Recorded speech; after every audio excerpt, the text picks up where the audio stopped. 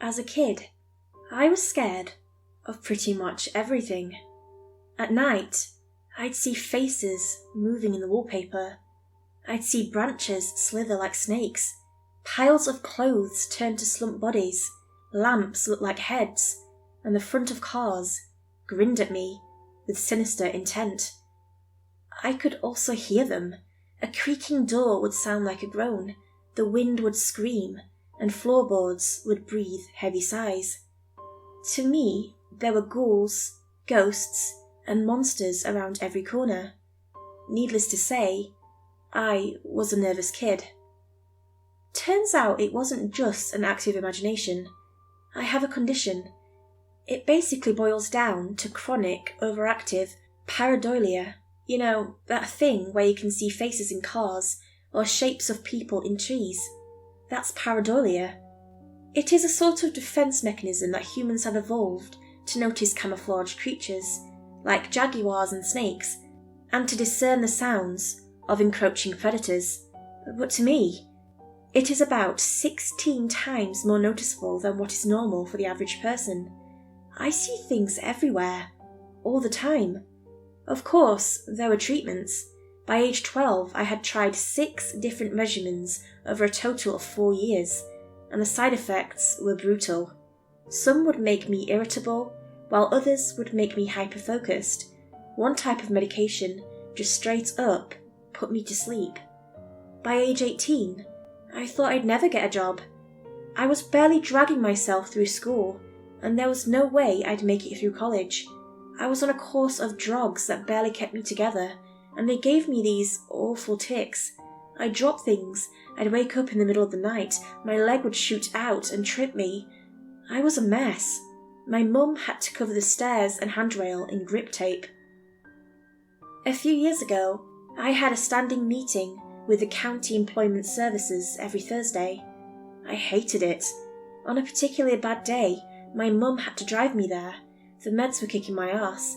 She dropped me off at the end of the street, and just in that short walk to the office, I almost tripped into a brick wall. I was so flustered, I knocked over a trash can. But for the first time in a couple of years, I had an interview with a potential employer. I didn't think much of her. She was just some old woman in a warm coat. She introduced herself as Teresa and told me that she'd heard a lot about me. She offered me a trial and a hefty one-time payment. I didn't get a clear idea about what I was supposed to do, but she told me that secrecy was part of it.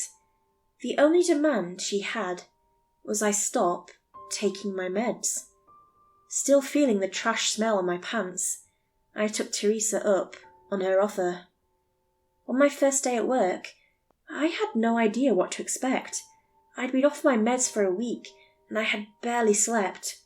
It was hard to wrap my head around the world as I'd seen it as a kid.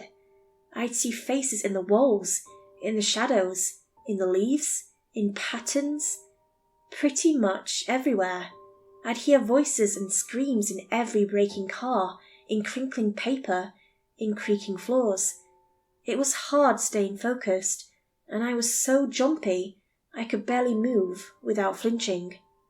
Teresa picked me up in a grey sedan. She was wearing a headset and kept looking over at the GPS.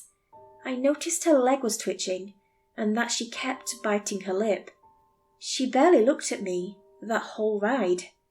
We finally arrived at a small yard, about a 40-minute drive off the highway. There were 2 large trailers and a single-storey run-down prefab house from the 60s. One of those things with cheap wood panels and matching broken windows. There were 8 other vehicles in the yard, 4 sedans, 2 vans, a jeep and a bus. They'd set up warning tape, a command tent with laptops and an antenna, spotlights, and half a dozen crates covered with blue tarps. There were armed men with assault rifles, security personnel with handcuffs, and a couple of medics standing by with first aid kits and stretchers. I was swarmed as soon as I stepped out of the car. They fitted me with a headset, protective gloves, a heart monitor, and tagged me with a plastic ribbon around my left wrist. All the while, Teresa was just looking around, a bead of sweat stinging her eye. "What are we looking at?" she asked. 3, 4? Just 1, I heard in the headset. We got it early. You got the spot. On sight, she responded. Any blues? No blues. We're clear. Teresa finally turned to me. She faced me, put her hands on my shoulders, and talked slowly. This seems like a lot, she said. All I want you to do is to go inside, carefully, and tell me what you see. Why? I asked. What's in there? I don't know, she sighed. None of us knows, but we think you can see it. Is it dangerous? She shook her head. We don't know. We're trying to get to know them. There was a flurry of instructions. I had to sign a waiver. They took pictures of me from 6 different angles and took several blood samples. They took a swab from my tongue, checked my eyes, and fitted me with a pair of safety goggles. Teresa took them from me just seconds later. Nothing around the eyes, she said. You need to see clearly. They asked me to approach the door while they were running some kind of diagnostic. Weapon checks, system checks, ready checks. It felt like we were launching a rocket. I could feel my legs shaking. I'm with you all the way, Teresa said over the headset. You can leave at any time. Just tell me what you see, and I really mean what you see. A countdown began. At 0, the spotlights turned on, and the entire yard turned into a soundless ghost town. Everyone held their breaths. It was my turn. I stepped inside. A simple 1-story house. 3 rooms, a bathroom, a kitchen. Someone had clearly lived here until recently. There were still clothes flung over a chair in the living room. The power was off, but the pale spotlights coming in through the windows made it feel like I was walking through a hospital waiting room. My heart was pounding out of my chest. I didn't know what to expect, but this payday could be the boost I needed to get my own place. A paycheck with 4 zeros for a single day of work. But standing there, looking into the sterile living room, I was having doubts. What do you see? Asked Teresa. Notice anything? No, just furniture. A couch, an old TV, a fancy carpet. Nothing out of the ordinary. I just walked around, saying out loud what I was seeing. As the minutes passed, Teresa was getting impatient. These are just things, she said. I need you to tell me what you really see. I entered the bathroom and immediately felt this awful feeling in the pit of my stomach. A noise tickled my ear. Looking in the bathroom mirror, I could see something moving behind me. In a heartbeat, I caught a glimpse of a pair of blue eyes. I turned around, screaming, Something moved! I flung myself backwards, closing the bathroom door with the tip of my fingers. I stumbled, tearing down the shower curtains and crushing a cockroach. Laying there with my feet in the air, I tried to remember to breathe. Rarely have I ever been so scared that I had to remind myself to breathe. My fingers tingled with adrenaline. Tell me what you saw, Teresa yelled. What's in there? Blue eyes.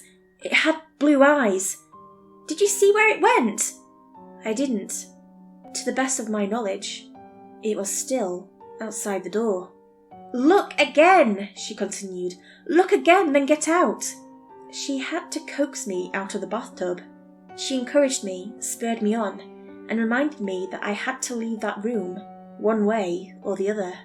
It probably took them 15 minutes to get me out of the tub, and when they did, I could barely feel my feet. When I finally opened the bathroom door, I couldn't see anyone. The hallway was empty. I carefully stepped out, looking around. Nothing. Standing in the middle of the living room, I felt like an idiot. This was exactly what I was taking my medication for. Paranoia and sudden bouts of fear. It dawned on me that maybe I was influenced by all the people outside and their preparations. I was walking in here expecting to see something. They'd woke me up, so of course I was seeing things. But then again, there was an odd painting on the wall that I hadn't paid attention to earlier. It was the strangest thing.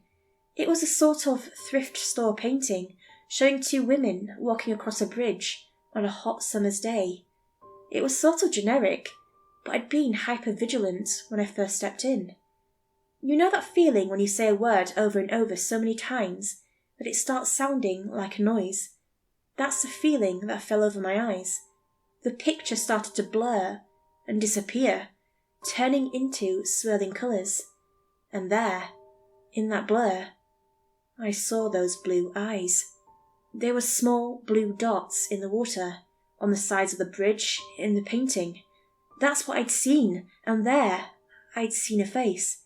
Something blending into my sight, disappearing. And for a second, I knew for certain that I hadn't seen this painting when I first stepped inside. And now, it knew that I could see it. I felt it. I slowly started to back out. "There's something in the painting," I whispered. "In the living room." "You sure?" Teresa asked. "Absolutely sure?" "Absolutely. Get out." I rounded the corner and heard the floorboards creak. I could no longer see the painting, and I could sense something move. Backing out of the front door and into the cool autumn air, I could feel hands on my shoulder. Armed men pulled me back, and paramedics started to check my eyes with flashlights. They asked me all sorts of personal questions, like my name, my mother's maiden name, and the name of the president. I was told to lay down, as I heard a team breach the house with stun guns, cattle prods, nets, and a crate. Laying there and feeling the pressure subside, I just cried and laughed. I didn't even notice Teresa sitting down next to me. I was given a cold drink and a pill, and I took it without question. "You did good," she said. "You're done. You're done." "What was that? What's in there?" "Something only a special mind can see." That was my first time working with Teresa. Over the coming years, I would be called in about once or twice a month, and the pay I got from those few days were enough to get me out of my parents' house. Teresa would check in with me weekly, and I had to submit to regular checkups, but more often than not, I was completely off the leash. I started to learn a bit more about the company I was working for, and what they were doing. I started getting payments from Hatchet Biotechnica, a subsidiary of Hatchet Pharmaceuticals. My official title was contractor, a title that was repeated like a name. Teresa started going into greater details on what to look for and how to act, but that first mission was a sort of test to prove myself. I had no idea what I was actually proving, but it felt like my tendency to discern patterns and seeing dangers helped me along. I learned a bit more about their procedures. For example, they were adamant about checking for blues. This meant surveying the nearby area to look for some kind of infection, usually taking the form of miscoloured flowers, most often blue, but not always. Sometimes tulips, most often sunflowers. They once just found a bunch of teeth sticking out of the wall. Whenever they checked for blues, this is what they would look for. Something overtly strange and unnatural. When something like this was found, the whole mission would be called off, and they would use controlled explosives to just take out the entire area. In more populated areas, they'd set up tents and use flamethrowers. I remember once, the week before Christmas, when 6 men with flamethrowers were called in to burn down a greenhouse. I'll never forget the way the flames reflected off their visors. To them, it all just looked like flames. But I saw something else. I saw bodies writhing in the flames. I heard screams in the shattered glass, and in the charred remains of melted plastic, I'd see pained faces glaring at me with hateful black eyes.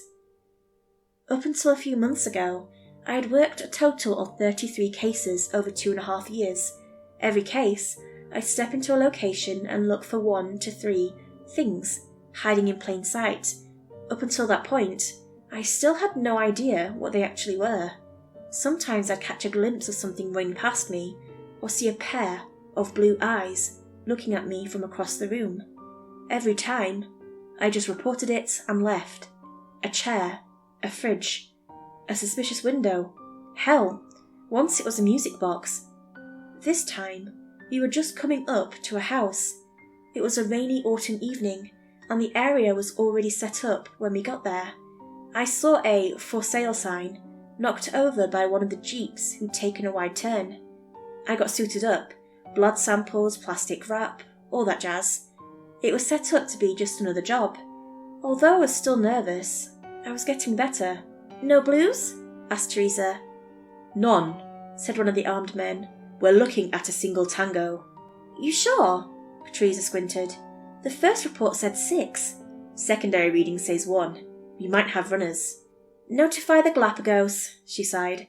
"Put him on the hunt." She turned to me with a smile, tapping me on the shoulder. "In and out. You got this." "I got this," I repeated. "Yeah." Standard routine. Countdown, spotlights, game on. It felt like stepping onto a stage as I walked through the door and saw my shadow stretch out across the floor. I felt like a hunter, that I was the one to fear, and that whatever stayed in this house tried to hide for good reason. "The floor is crooked," I noted. "Strange place." "You sure?" "Yeah," I nodded. "Definitely." I steadied myself and started checking the rooms, one by one. I waited for that feeling to emerge, my eyes seeing through the obvious and seeing the picture beneath the picture, the blue eyes emerging from nothing, and the patterns of shadowy figures growing clearer. Just relaxing and expecting that feeling to wash over me was enough to put me at ease, but I could still feel a primal part of me tickling my nerves, expecting me to panic. But nothing happened. I checked the kitchen, the living room, the bedroom. There was nothing, just a strangely crooked floor, empty rooms, and the echo of my own footsteps. An empty guest bedroom with a single window. Through it, I imagined scowling faces in the trees outside. 20 minutes passed, and I got nothing. I reported to Teresa, and she assured me we were still getting readings from inside the house. Something was still in there with me, but I hadn't seen anything. I went through cycles of denial, fear, and anger, over and over. What was I missing? Finally, I just sat down in the middle of the living room floor. I scratched my eyes, sighed, and tried to relax. "Teresa, I'm not feeling it. Are you sure?" There was no response. "Teresa?" "Yeah?" she responded absent-mindedly. "Yeah, no, we're good." "Hold on for a minute." "We're good?" I asked. "What do you mean we're good?" Again, no response. I stomped around for another 10 minutes before I went up to a window facing the front yard. It was hard to see through the glare of the spotlight. "Teresa, I'm coming out." The place is empty. As soon as I opened the front door, I saw 24 faces fixed on me. Maybe they were surprised to see me, but I got this sense that there was something else. I could tell something was off. They all looked at me with strange expressions, some neutral, some smiling ear to ear. One of the paramedics just stared at me with slack-jawed terror. It was as if they didn't know what to feel, or how to express it. A hole sunk through my stomach, and I got that hollow feeling as my eyes glazed over, like I was staring at something false, something hiding a pattern. This was the sense I'd been looking for inside, and now I was feeling it. In the far back, I saw Teresa. She stepped out from behind a jeep, smiling ear to ear. Behind the shape of her face, her eyes emerged, glowing with a cold blue. One by one, their eyes flared up in a blue glow, and there, in a moment, my paranoid sight registered human-like shapes in the grass around them. Headless, mauled bodies. Imposters, lookalikes, mimics, nightmare beings having tricked us into a trap. One by one, smiles started creeping across their faces, rows of impossibly sharp teeth hiding long tongues, their fingers growing longer, their necks elongating. They were losing their disguises and facing me, head on, unafraid. Nothing was said out loud, not a word, but to me it was as if the wind itself was screaming for me to run. I slammed the door behind me and ran. Faces were coming out of the walls, door handles turning into hands, grasping at my clothes, my distorted face reflecting in windows and mirrors with jawless grins. I couldn't blink. Every heartbeat, a new horror forced my eyes open. There were more doors than I remembered. There were more windows than there should be. The kitchen suddenly had a skylight, and there were 4 fridges. Countless paintings had appeared in the master bedroom, depicting cruel and blood-drenched horrors. They were already here, trying to surround me, and my mind was racing to remember what was real and what wasn't. Rushing to the back of the guest room, I remembered there being only 1 window. But now, there were 2. I had to roll the dice, take a guess, do something. As I grabbed the window frame, I imagined teeth slamming into my hands, tongues licking across my palms, wide smiles sating their hunger. But this time, it was just my imagination. I burst through the window and took off running into the woods. Through the night, I just kept going. My chest hurt from holding the screams in. Without my medication, everything in the dark looked like something reaching out for me, trying to eat me, trying to grab me. Creaking branches sounded like laughter, and howling winds were screams. I must have run for hours when my foot got caught between 2 rocks. As I tumbled to the ground, twisting my ankle, I saw them descend on me. I felt their fingers scratching me. I writhed on the ground, screaming for them to just let me go, to just please let me go. But after a few seconds, I realised I had just scratched myself on the underbrush. There was no one there. I was safe. I broke down crying, trying to ignore the twisted face reflecting off the full moon above. Eventually, I made my way home. There were no messages waiting for me. All my work numbers had been taken offline. All ways to contact them were just gone.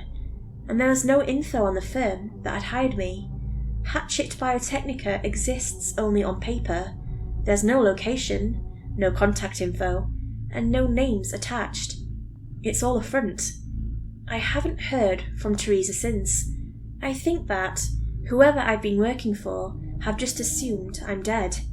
That's why I decided to share this anonymously. Those who know who I am can reach out to me, and for those who don't, I just have a word of warning. Be observant. Trust your intuition. It might save your life.